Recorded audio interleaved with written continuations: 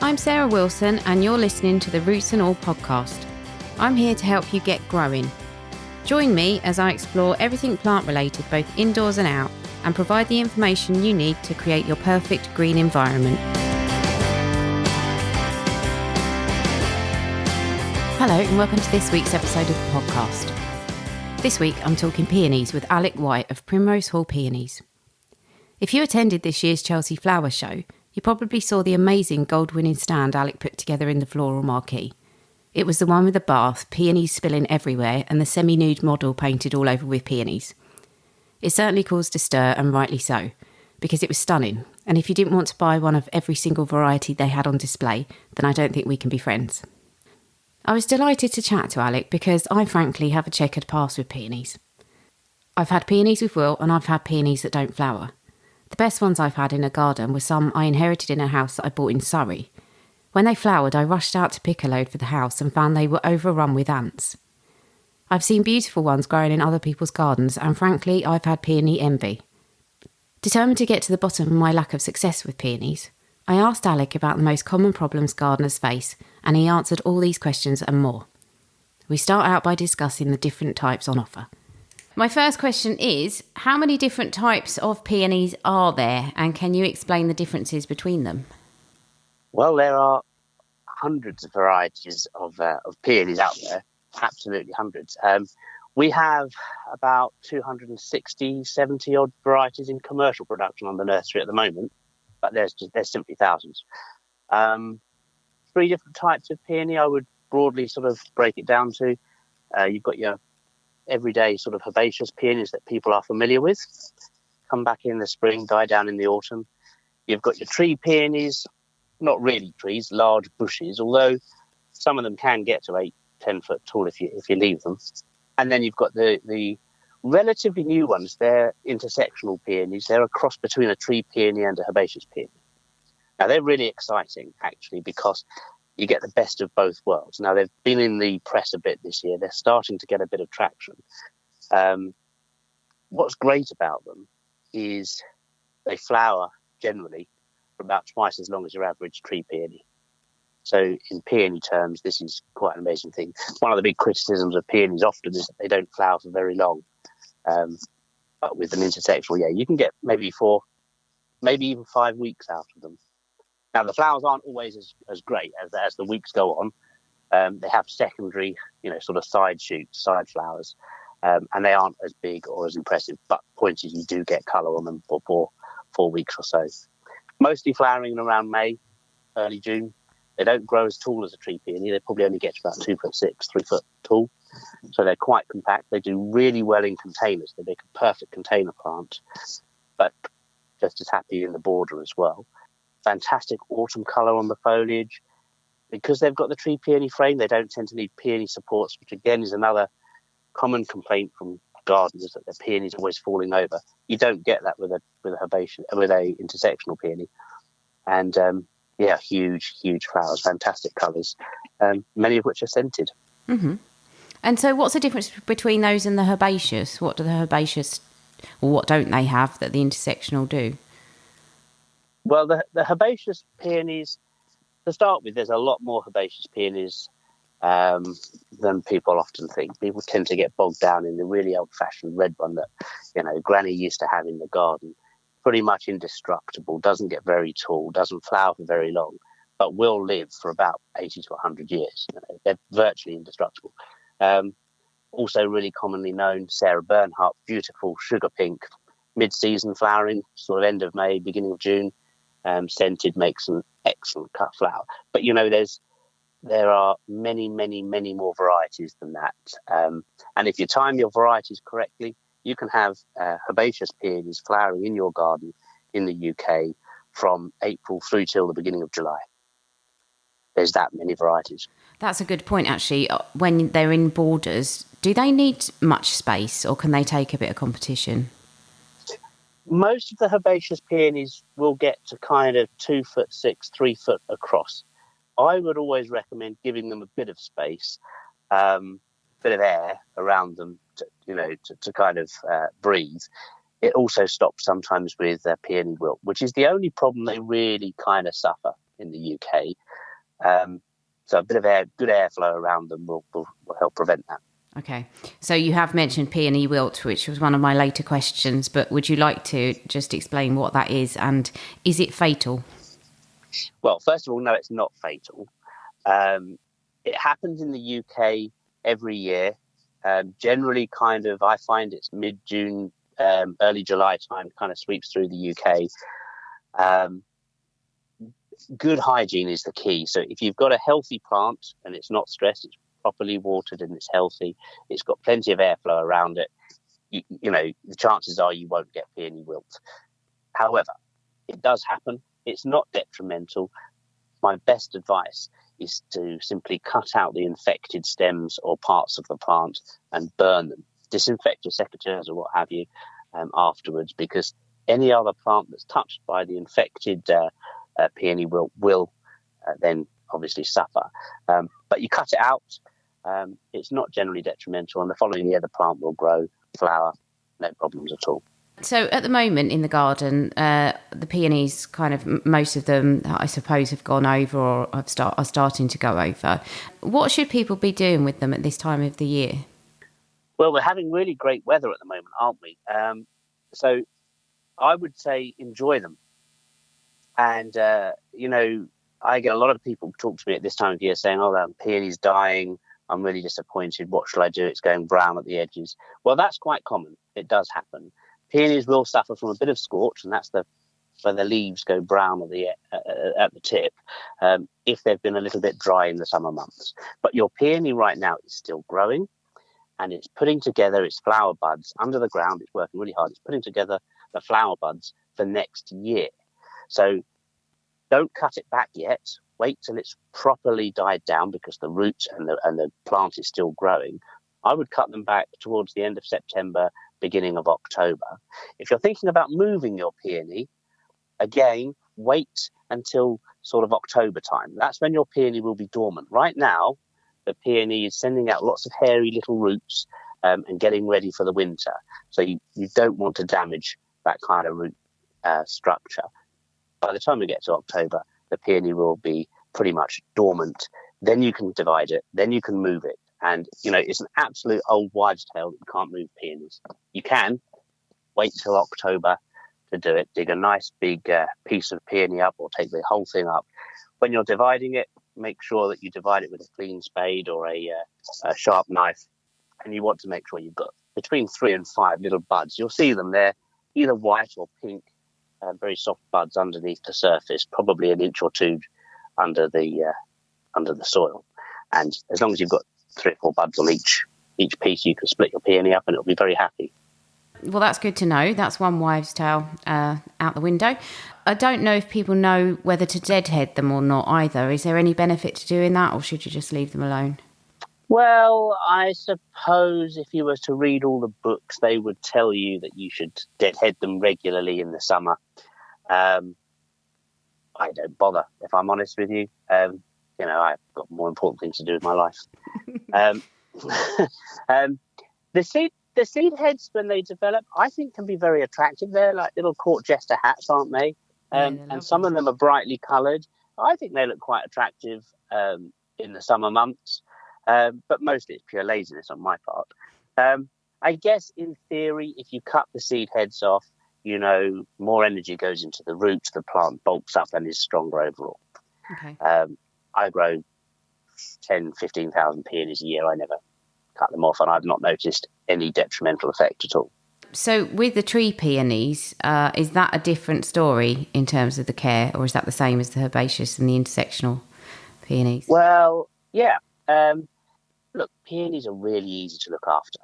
You know, anyone who tells you that they're really difficult to grow, utter nonsense. The key to growing peonies well is to buy a well-established plant to start with. Peonies don't generally flower till they're at least 5 years old. For tree peonies, really, they don't flower reliably till they're 7 to 8 years old. So it takes a bit of time to get your peony to flower. If you buy a well-established plant to start with and put it in the garden, there's very little care and maintenance that you need to really think about. They're virtually indestructible. Most of them will live for 50, 60 years plus. As I said earlier, the old-fashioned one, rubra plana, that Granny used to have in the garden, the cottage garden kind of red one, that will happily live for 100 years. They're not too fussy on soil, any kind of soil, as long as it's free draining. That's absolutely fine. And by the way, don't be afraid of a bit of clay. Peonies like soil with plenty of guts and a bit of strength to it. As long as it's not sitting in water over the winter, they'll be absolutely fine. So any old soil, any position in the garden, really. Full sun if you can get it. Some of them do very well in part shade. I would suggest a spot in the garden that's generally sheltered, just to protect some of the flowers, which can be delicate in the wind and the rain. But of course, if you're going for the intersectional peonies, they're a lot more robust. They will take a more exposed position because they're on a tree peony frame and they're only 2'6" high. So you much better in a more windy position. So if you plant a well-established plant in the right place in the garden, and there's only 3 rules: any soil, as long as it's free draining, in a sunny spot if you can, and of course, finally, make sure you don't plant your herbaceous peony too deep. Now, they only want to be about 1 inch or 2 below the surface. So if you plant them any deeper than that, they will never flower. It's as simple as that. If you're very diligent in your garden and you mulch your borders, be mindful not to mulch over your peony, because you will bury it, and over a period of time it will stop flowering. So if you plant it in the right place at the right depth, pretty much, unless you've got really light sandy soil, you probably don't need to feed it that often. You certainly don't need to do any kind of pruning or deadheading unless you feel that you absolutely must. Of course, you'll need to cut the plant down to the ground in October time when it's dead, but it'll be obvious, it'll be brown and flopped over. And that's it. And you've got very, very low maintenance plant that's going to last for decades and decades. Now, with tree peonies, you don't have to prune them. You really don't. But they do respond very well to a good prune in October. And you've got a couple of choices here. You can take them down by kind of a third.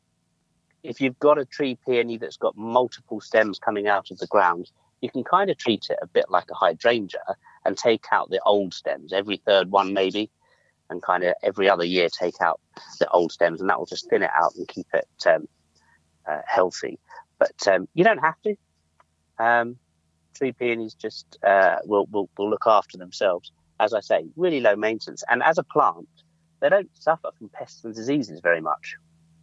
So you haven't really got to worry about slugs, snails, rabbits, deer. It's not an issue for them. In fact, people often talk to me about ants. They say, I've got lots of ants on my peony. I was going to ask you that, and I just thought, it's bound to be they're farming the aphids. But yes, I have had that. Well, they do eat the aphids, although peonies don't generally suffer from aphids. What they're really doing is, and I don't know if you've ever done this, when the buds are forming, they are covered in really sweet, sticky sap. Now, I'm not suggesting you should go in the garden and lick your peonies, but unfortunately, for me, when I'm dealing with them all in the spring, I get it all over me. And actually, if you do put your finger in your mouth, you will find that sugary sap is incredibly sweet. It's like honey, and that's what the ants are eating. They're doing absolutely no harm to the plant. And we don't use any kind of control over ants in the nursery at all. I'm quite happy for them to run through the nursery. In fact, they do a good job, because by eating that sugary sap on the bud, they actually encourage the bud to open. So in some ways, they're doing a really good job for you. So yeah, no harm with ants. There's nothing really that causes any trouble to peonies. When you said that if you were growing them on a light soil, you might need to feed them, what would you feed them with? Or if maybe they were in a container? Yeah, certainly if your peony's in a container, and we have a whole range of peonies that have been bred specifically for patios and containers that do really well in pots. But any peony kept in a pot, yeah, you're going to need to remember to water it well and feed it. Now, with feed, I would recommend using our Primrose Hall spring feed in the spring and our Primrose Hall summer rejuvenator from kind of July onwards, when the plant has finished flowering. Once a year is enough. You really don't need to go over the top. Certainly, I would not recommend feeding it with, tomerite, phosphorogen, or anything like that. That's really not going to do very much good to the plant, and certainly it won't encourage it to flower because, as I said earlier, the peony develops its flower the previous year. Right now, in September time, it's putting together its bud for next year. So if you start feeding it in the spring, that's not going to help it flower next year. All it's really going to do is strengthen up the roots so it produces lots of bud for the following year. You mentioned, obviously, if you plant it too deep, it won't flower. And also, there was something else you said. Oh, if it was too young. But if are there any other reasons why they might not produce flowers? Yes, there's only a couple of reasons that your peony will either not flower or stop producing flower. And it really is very, very simple. The first one, as you said, is the maturity of the plant. It has to be mature enough to start with. And most peonies you buy in garden centres generally are pretty immature. The second thing is it has to be planted at the correct depth. Now, you'll know if you planted it at the correct depth because it will have flowered previously. So if it starts to flower, you know you've got it at the right depth and you know it's at the right maturity. So if it starts to stop flowering, then your problem is almost certainly too much shade. So cut a few branches back. Ultimately, if you have to, wait till October, dig it up and move it to a more sunny spot. But generally speaking, it's going to be one of three things: maturity of the plant, planting depth, or in fact, it's just got too much shade. And can I just go back to planting depth very briefly? So I said that with herbaceous peonies, they want to be planted no more than 1 to 2 inches below the surface. Now, it's not a problem if your peony, if the crown of it's actually on the surface. That really isn't a problem at all. Peonies are hardy down to about minus 20 degrees, so there's nothing the English UK winters can throw at them they can't handle. They really are pretty robust. In fact, they need a period, I would say 16 to 18 weeks of temperatures below 15 degrees to enable them to actually initiate that bud properly and to flower the following year. So if you've got a really hot climate, Australia or South Africa or somewhere like that, if you're not careful, the peony just won't flower. So they need the cold weather, which is perfect in this country for peonies. But going back to the planting depth, with tree peonies, it's the opposite. So with tree peonies, what you want to do is make sure you're planting it kind of 6 inches deep. There'll be a graft union on your tree peony usually. Most tree peonies sold in the UK are grafted. It's always a good idea, I think, to make sure that graft union is a good 6 inches below the surface. And that will do a couple of things. One is it will give the plant more stability. Certainly, some of the more dodgy rootstocks, the grafting isn't great. And after a period of time, the tree could be 10, 15, 20 years old. That graft can fail and you've lost everything. Secondly, if the union is below the surface, it gives the tree peony itself the chance to put out its own roots. And that will stop some of the suckers coming up. And the suckers are a problem, let me tell you. If you leave the suckers thinking, oh, this is great, I've got another little herbaceous peony growing down here, that is literally killing your tree peony every day.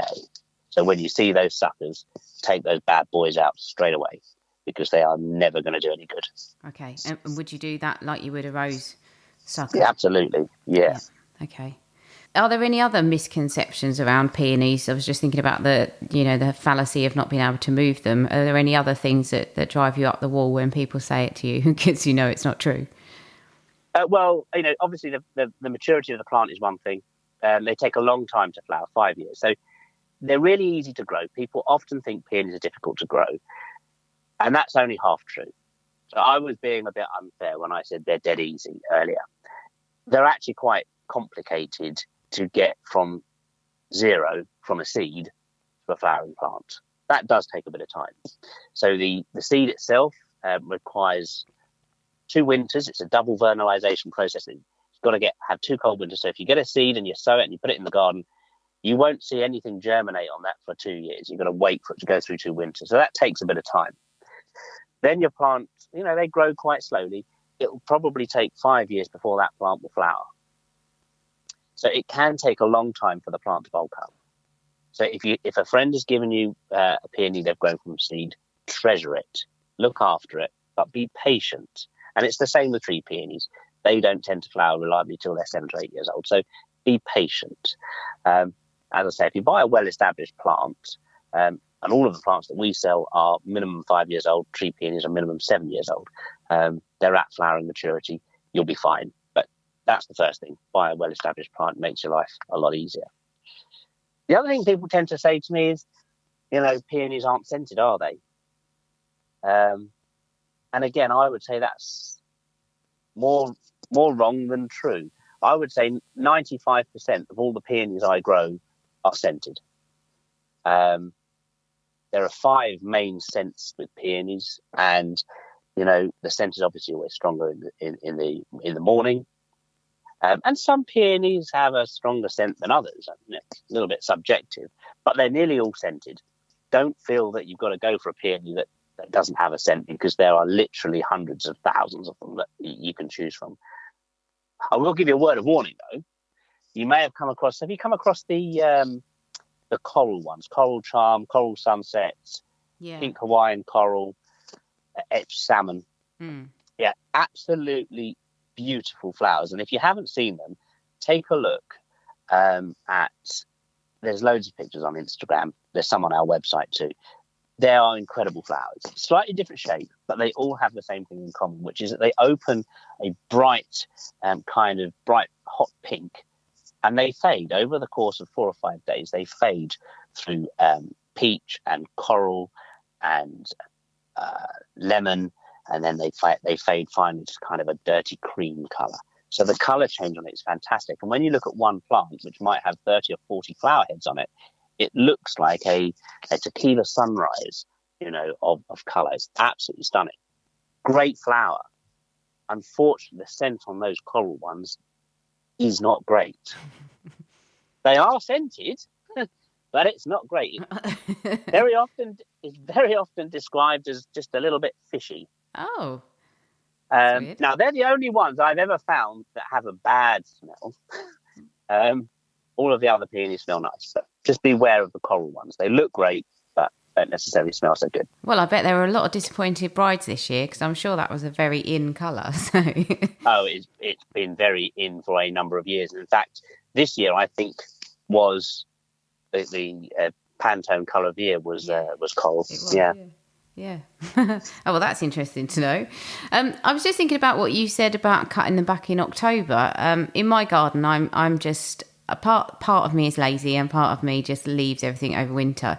If I were to leave the dead foliage on top of the crown over winter, would that be a problem? Do I really need to remove those leaves? Okay, good question. So all of the stuff that I grow in containers, I cut back every year. The stuff in the field, generally, I don't get time to do it. And if I'm honest with you, I'll drive over it with the flail and I'll just chop it like I cut the grass. And I don't tend to clean that up then until the spring. So it doesn't really cause too much of an issue. Good practice dictates that you should cut it down in the winter, clear it away, and basically that's good hygiene. And you reduce the risk of getting wilt and other kind of diseases in the garden, because you're taking away the dead and rotting, nasty material. I don't think it's particularly detrimental. And again, I'm quite relaxed about peony wilt. I don't tend to worry about it. Cut it out, burn it. It's not the end of the world. Right. Okay. Well, that's good to know. So when is the best time to order and plant your peonies, if you're thinking about it? Well, you've got 2 choices with peonies.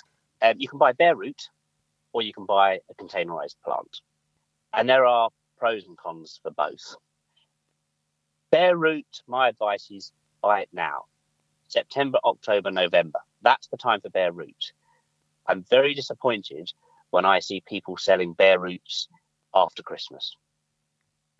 Any bare root you buy after Christmas will have been dug up in a field in August, September time, and then kept in a chiller cabinet or a fridge until it's dispatched to you. They do deteriorate. They dry out and they deteriorate while they're out of the ground.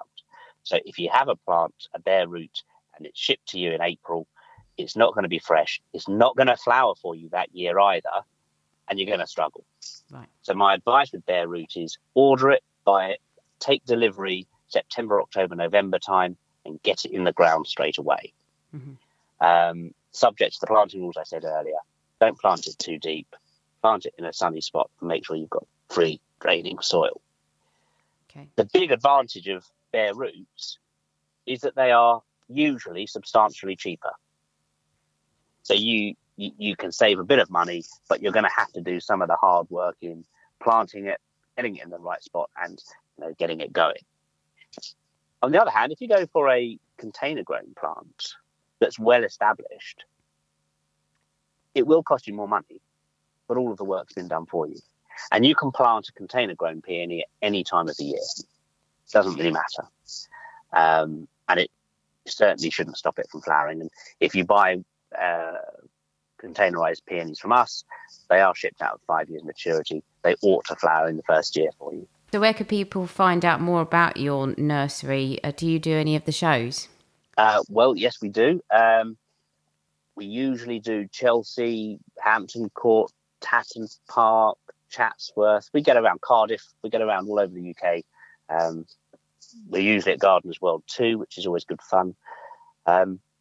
You can find out about us on the website, which is www.primrosehallpeonies.co.uk. Follow us on Facebook or on Twitter and on the Instagram thing. I'm not sure how it works. I think it's at Primrose Hall UK, but there you are. But yeah, you can find out loads of information about peonies and about the nursery. And all of the plants that we supply, we do send out with a full care guide with planting instructions and care. And in case you're keen to follow Primrose Hall Peonies on that Instagram thing or any other social media channels, I've put links to those and to the nursery in the show notes. As always, I'd like to thank my guest Alec for taking the time to speak to me and to educate us all about peonies. Please do go and look at the Primrose Hall website, and don't forget, if you want lots of these stunning flowers in your garden next year, now's the time to get ordering and planting. Thanks to you for listening, and I'll catch you next Tuesday.